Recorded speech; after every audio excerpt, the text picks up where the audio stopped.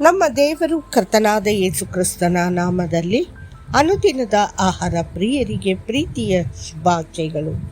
2020 June ತಿಂಗಳ 7ನೇ ತಾರೀಕಿನ ಶನಿವಾರದ ದೇವರ ವಾಕ್ಯವು ಮುಳ್ಳುಗಳ ನಡುವೆ ಲಿಲ್ಲಿ ಹೂವು. ಮುಳ್ಳುಗಳ ನಡುವೆ ಲಿಲ್ಲಿ ಹೂವು ಹೇಗೋ, ಹೆಣ್ಣು ಮಕ್ಕಳಲ್ಲಿ ನನ್ನ ಪ್ರಿಯಳು ಹಾಗೆಯೇ. ಪರಮಗೀತ 2:2.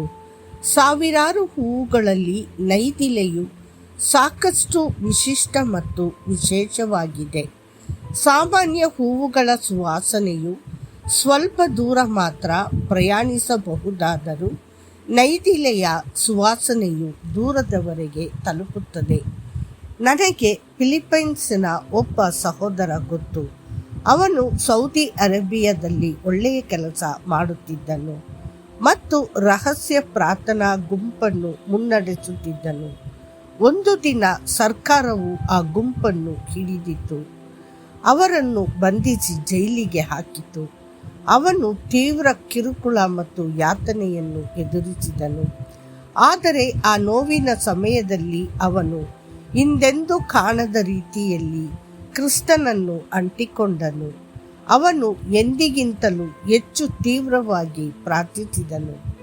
ಅವನ ಆಧ್ಯಾತ್ಮಿಕ ಜೀವನದ ಪರಿಮಳವು ಕ್ರೂರ ಜೈಲು ಕಾವಲುಗಾರರ ಮೇಲೂ ಪರಿಣಾಮ ಬೀರಲು ಪ್ರಾರಂಭಿಸಿತು.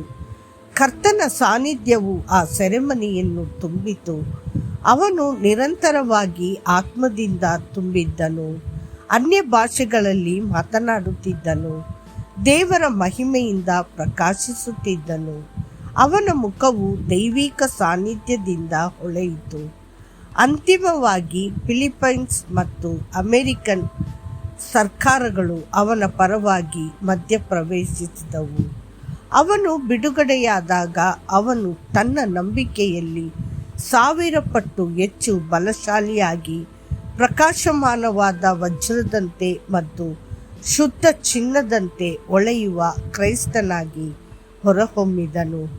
ದೇವರು ನಮಗೆ ಹಗಲು ಹೊತ್ತಿನಲ್ಲಿ ಗುಲಾಬಿಗಳನ್ನು ಮತ್ತು ರಾತ್ರಿಯಲ್ಲಿ ಹರಳುವ ಲಿಲ್ಲಿಗಳನ್ನು ನೀಡಿದಂತೆಯೇ ಆತನು ತನ್ನ ಶಿಷ್ಯರನ್ನು 2 ವಿಧಗಳಾಗಿ ವಿಂಗಡಿಸುತ್ತಾನೆ.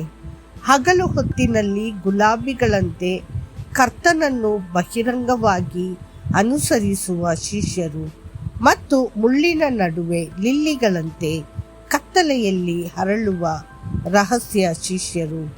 ಯೇಸುವಿನೊಂದಿಗೆ ಆರಿಸಲ್ಪಟ್ಟ ಮತ್ತು ಬಹಿರಂಗವಾಗಿ ಕಾಣಿಸಿಕೊಂಡ 12 ಶಿಷ್ಯರು ಗುಲಾಬಿಗಳಾಗಿದ್ದರು. ಸಾರ್ವಜನಿಕ ಸೇವೆಯಲ್ಲಿ ಪರಿಮಳಯುಕ್ತರಾಗಿದ್ದರು. ಆದರೆ ನಿಕೋಡೆಮಸ್ ಮತ್ತು ಅರಿಮಥೆಯಾದ ಜೋಸೆಫ್ನಂತಹ ರಹಸ್ಯ ಶಿಷ್ಯರು ದುಃಖದ ರಾತ್ರಿಯಲ್ಲಿ ನೆರಳಿನಲ್ಲಿ ಅರಳಿದ ಲಿಲ್ಲಿಗಳಾಗಿದ್ದರು. ಇಂದಿಗೂ ಸಹ ಕ್ರಿಸ್ತನ ಸಭೆ 2 ರೀತಿಯಲ್ಲಿ ಕಾರ್ಯನಿರ್ವಹಿಸುತ್ತದೆ. ಎಲ್ಲರಿಗೂ ನೋಡಲು ತೆರೆದಿರುವ ಗೋಚರವಾದ ಸಭೆ ಮತ್ತು ಕಮ್ಯುನಿಸ್ಟ್ ರಾಷ್ಟ್ರಗಳು ಮತ್ತು ಕಿರುಕುಳಕ್ಕೊಳಗಾದ ದೇಶಗಳಲ್ಲಿನ ಗುಪ್ತ ಸಭೆ. ರಹಸ್ಯವಾಗಿ ಪ್ರಾರ್ಥಿಸುವುದು ಮತ್ತು ಸೇವೆ ಮಾಡುವುದು 2 ಒಟ್ಟಾಗಿ ಕ್ರಿಸ್ತನ ದೇಹವನ್ನು ರೂಪಿಸುತ್ತವೆ. ದೇವರ ಪ್ರಿಯ ಮಕ್ಕಳೇ, ನಿಮ್ಮ ಸಾರ್ವಜನಿಕ ಜೀವನದಲ್ಲಿ ಮತ್ತು ಆತನೊಂದಿಗಿನ ನಿಮ್ಮ ಆಂತರಿಕ ಗುಪ್ತ ನಡಿಗೆಯಲ್ಲಿ ನಿಮ್ಮ ಜೀವನವು ಕರ್ತನಿಗೆ ಸಿಹಿಯಾದ ಸುವಾಸನೆಯಾಗಿರಲಿ.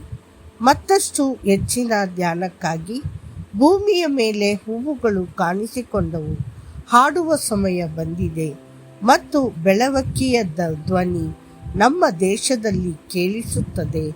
ಅಂಜೂರದ ಮರವು ತನ್ನ ಹಸಿರು ಅಂಜೂರದ ಹಣ್ಣುಗಳನ್ನು ಬಿಡುತ್ತವೆ ಮತ್ತು ಕೋಮಲ ದ್ರಾಕ್ಷಿಗಳೊಂದಿಗೆ ಬಳ್ಳಿಗಳು ಉತ್ತಮ ವಾಸನೆಯನ್ನು ನೀಡುತ್ತವೆ. ನನ್ನ ಪ್ರಿಯೆಯೇ, ನನ್ನ ಸುಂದರಿಯೇ, ಎದ್ದೇಳು ಮತ್ತು ಹೊರಟು ಬಾ. ಪರಮಗೀತ 2:12 ಮತ್ತು 13. ಕರ್ತನು ನಿಮ್ಮನ್ನು ಆಶೀರ್ವದಿಸಲಿ. ಆಮೆನ್.